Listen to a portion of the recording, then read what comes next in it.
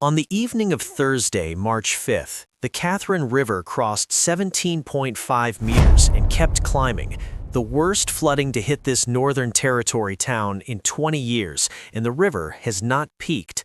By Saturday afternoon, the gauge at Katherine Bridge read 19.07 meters and rising, forecast to reach 19.2 by nightfall, above the bridge deck. That puts it at the April 2006 level, the most severe event since Cyclone Les drove the river to 20.4 meters in 1998 and was declared a national disaster.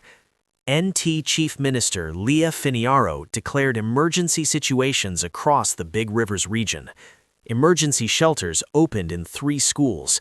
Royal Darwin Hospital, 300 kilometers away, activated a Code Brown mass casualty protocol because Katherine's patients were already in the air. The town's only hospital had been evacuated and shut down the day before. 21 patients and up to 20 pregnant women flown to Darwin, while the Stewart Highway closed on both sides of town. But here's the detail that tells the real story. The BOM major flood warning issued at 3:58 p.m. on Saturday, March 7th, contains the entire emergency in a single screen, white text on a yellow background, the kind of formatted block that gets republished across every news feed in the country. It reads, Katherine Bridge, currently 19.07 meters and rising, may peak near 19.20 meters Saturday evening, above the bridge deck. Below that, a second line, Nitmaluk Center, peaked at 9.64 meters Saturday morning and was falling. The gauge upstream had already exceeded the April 2006 flood level of 9.50 meters. The gauge downstream was still climbing. That warning text is the flood wall countdown. The number 19.2 is not just a river height. It is the threshold where Katherine crosses from emergency into the territory of the event that permanently changed this town when Cyclone Les drove the river to 20.4 meters in January 1998, destroyed 1,200 homes, inundated 500 businesses, and triggered $200 million in damage. A Charles Darwin University study found the population had not recovered a decade later. The current forecast sits 1.2 meters below that line, and the BOM text was still printing one word: rising. To understand how Katherine arrived here, you have to watch the timeline accelerate. In early March, a monsoon trough settled across northern Australia, with multiple tropical lows active and tropical low 31U forming in the Gulf of Carpentaria, drifting slowly westward over the top end. The Bureau of Meteorology issued heavy rainfall warnings, 90 to 140 millimeters possible in 6-hour windows, while the ground across the region was already saturated and the Katherine River had not dropped below flood watch since February. By Thursday afternoon on March 5th, the river surpassed 17.5 meters, major flood level, a number the town had not touched since 2006. Hospital evacuation was announced. Stewart Highway closures initiated on both sides of town. 2 motorists were caught in rising water on the highway and had to be rescued. That evening, rapid rises hit 17 Mile Creek, Birdie Creek, and the main channel simultaneously. Panic buying emptied shelves at Woolworths. The courthouse closed. The visitor center closed. On Friday, March 6th, Katherine Hospital was evacuated with 21 patients airlifted to Darwin, up to 20 of them pregnant women. Secure NT issued shelter guidance in 2 words: go now. The Heidel Bridge closed. At 7 p.m., the final levee gate was activated, first time in the system's history. Overnight, 6 people were rescued from houses where water had entered while they were inside. Kano and Miali Brummy were cut off, buildings inundated on the ground floor. By Saturday at 3:58 p.m., BOM issued the major flood warning, Katherine Bridge at 19.07 meters and rising, peak near 19.2 expected Saturday evening, above the bridge deck. And then it got worse. Katherine from above. The town sits on the Katherine River, roughly 300 kilometers south of Darwin, in Australia's tropical top end.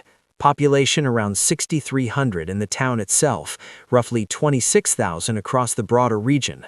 Flat, low-lying country where the river drops through Nitmalut Gorge from the east, curves through the township, and continues west toward the Daly River catchment. When the monsoon delivers, the water has nowhere to go but through town. The mechanism is a natural bottleneck. The Katherine River drains a catchment extending deep into Arnhem Land Plateau, and when tropical lows stall over the top end, they dump enormous volumes onto ground that is already full.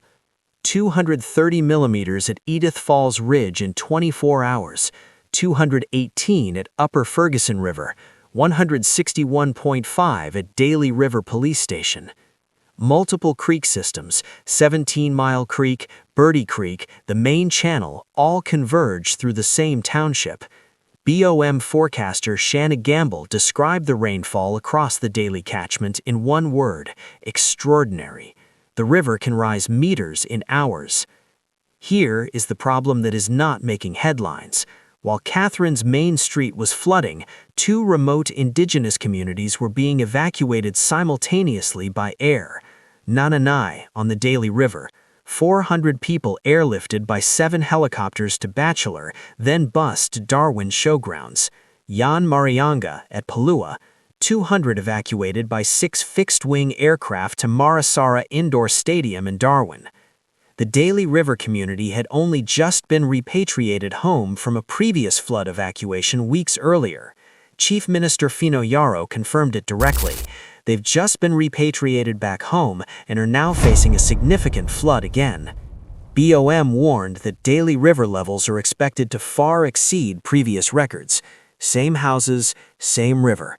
Displaced, returned, displaced again. In Katherine itself, the levee activated for the first time in its history on Friday night was holding the river back, but Acting Commissioner Travis Wurst confirmed floodwater was coming up through the drainage system into the CBD. The levee blocks the river, it does not block the pipes beneath the town. Katherine Times reported that overnight, water pushed up through drains in the main street. The system designed to protect Katherine was being bypassed from below. And there was a deeper structural failure. In 1998, the same Katherine District Hospital, sitting on the same riverbank on Gorge Road, was inundated during Cyclone Les. After that disaster, a 2015 Katherine Flood Mitigation Advisory Committee report highlighted inaction over relocating the hospital from the riverbank. The hospital was never moved. 28 years later, it was evacuated again. Same location, same reason, same river. And this is where it gets worse. Ben Hockey is a Katherine landscaper. When the flood warnings escalated on Friday, he was not at home securing his own property. He was on the main street filling sandbags, not as part of an organized government crew, but because there were not enough bags and not enough volunteers to protect what needed protecting. He told ABC the situation was straightforward: not enough bags, not enough hands, too much water. A landscaper on his knees in the rain doing the work the levee system activated for the first time that same evening was about to fail to finish. Commander Shayna Gill was the voice Katherine heard through the worst of it, NT Police Incident Controller. He confirmed 6 people were rescued from their houses overnight Friday into Saturday, trapped by water that rose while they were inside. Not people who ignored warnings, people whose homes filled faster than the alerts could reach them. His message was blunt: if you want to go into shelter, now is the time to act.